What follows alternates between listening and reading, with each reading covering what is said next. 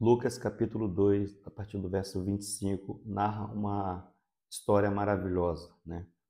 Sobre um certo homem chamado Simeão. Este homem, ele teve a graça de estar, né, no dia em que o nosso Senhor Jesus Cristo ele foi para ser apresentado ao templo. E veja o que o texto vai dizer a respeito deste homem.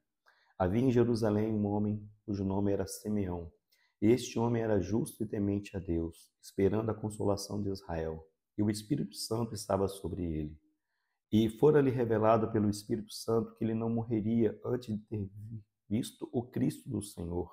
E pelo Espírito foi ao templo, e quando os pais trouxeram o menino Jesus, para com ele procederem segundo o uso da lei, ele então o tomou em seus braços e o louvou a Deus e disse: Agora, Senhor, despede em paz o teu servo, segundo a tua palavra, pois já os meus olhos viram a tua salvação.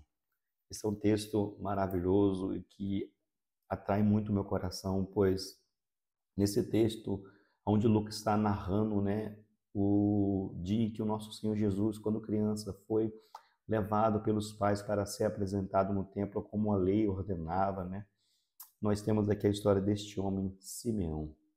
Um homem que a Bíblia vai dizer que ele era temente a Deus, um homem justo, temente a Deus, que esperava a consolação de Israel. Qual era a consolação de Israel? O Messias, um homem de fé, um homem temente a Deus, um homem justo, reto e que estava aguardando a promessa que Deus fez do Messias, do Salvador, Redentor de Israel.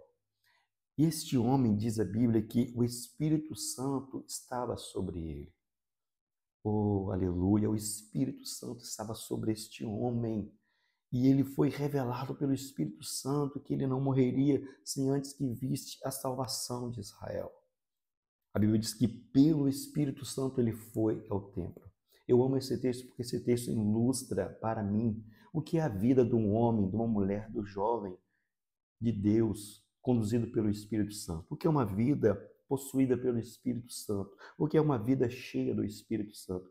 A Bíblia diz que quando o Senhor, por meio de Samuel, lá em 1 Samuel capítulo 16, ungiu a Davi, o Espírito Santo se apoderou de Davi. O Espírito Santo se apoderou de Davi. Aqui o Espírito Santo estava sobre este homem, como diz o texto. E o Espírito Santo estava sobre, ou seja, controle, domínio. O Espírito Santo dominava, controlava a vida daquele homem, governava a vida dele. Assim também o Espírito Santo tem que estar sobre a sua vida, sobre a nossa vida. Nós devemos estar, sabe, debaixo da autoridade do Espírito Santo, o Consolador.